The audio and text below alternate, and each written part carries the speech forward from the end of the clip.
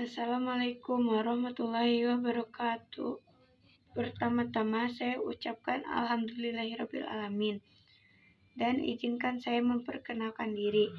Nama saya Trisila Sania Wahda, kelas 8 dari SMP Ranca Manyar.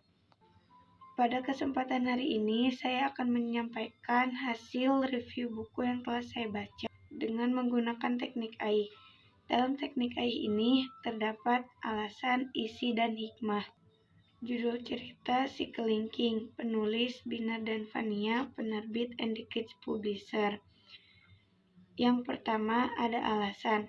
Alasan saya memilih buku ini karena saya merasa penasaran dengan alur ceritanya yang terlihat menarik.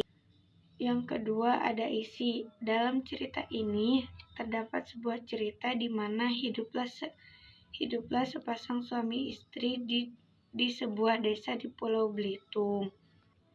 Walaupun mereka miskin, mereka sangat ingin mempunyai anak. Hampir setiap waktu mereka berdoa agar segera mempunyai anak. Akhirnya beberapa bulan kemudian sang istri hamil lalu melahirkan. Alangkah terkejutnya mereka ketika melihat bayinya hanya sebesar kelingking. Oleh karena itu mereka memberinya nama Si Kelingking. Walaupun badannya kecil, si kelingking mampu menghabiskan makanan yang banyak. Orang tuanya merasa kerepotan karena mereka miskin. Kerakusan si kelingking tersebut membuat orang tuanya kesal. Maka dari itu orang tuanya ingin membuang si kelingking jauh-jauh. Pada suatu hari, sang ayah mengajak si kelingking ke hutan. Setibanya di hutan, sang ayah segera menebang pohon besar yang diarahkan kepada anaknya. Setelah memastikan dan yakin anaknya mati, sang ayah langsung pulang ke rumah, membuat orang tuanya kesal. Maka dari itu, orang tuanya ingin membuang si kelingking jauh-jauh. Pada suatu hari, sang ayah mengajak si kelingking ke hutan. Setibanya di hutan, sang ayah segera menebang pohon besar yang diarahkan kepada anaknya.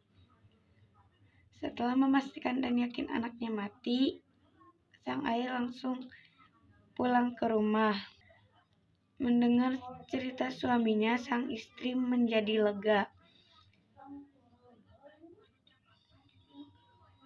Mereka lupa bahwa perbuatan mereka adalah perbuatan yang tercela. Baru saja merasa lega, tiba-tiba terdengar teriakan si kelingking yang menanyakan diletakkan di mana kayu ini dari luar rumah. Mereka pun segera keluar untuk melihatnya. Mereka terkejut melihat si kelingking sedang memikul pohon besar di pundaknya. Setelah meletakkan kayu itu, si kelingking langsung mencari makanan di rumahnya. Karena merasa kelaparan, ia menghabiskan sebakul nasi, sementara ayah dan ibunya hanya duduk terbengong-bengong melihatnya. Tidak tahu apa lagi yang harus mereka perbuat. Singkat cerita, mereka kehabisan akal untuk menyingkirkan si kelingking. Dan akhirnya mereka sadar bahwa si kelingking adalah darah dagingnya. Sejak saat itu, mereka menerima si kelingking apa adanya. Ternyata keberadaan si kelingking sangat berguna. Dengan tenaganya yang besar, si kelingking mampu melakukan pekerjaan yang berat. Pada akhirnya, kehidupan mereka menjadi lebih baik. Si kelingking menjadi sumber tambahan penghasilan keluarganya. Dan terakhir ada hikmah. Hikmah yang bisa saya dapatkan dari cerita ini adalah kita harus mensyukuri apa yang telah Allah berikan dan kita harus berusaha merawat titipannya dengan sebaik-baiknya. Sekian yang bisa saya sampaikan. Assalamualaikum warahmatullahi wabarakatuh.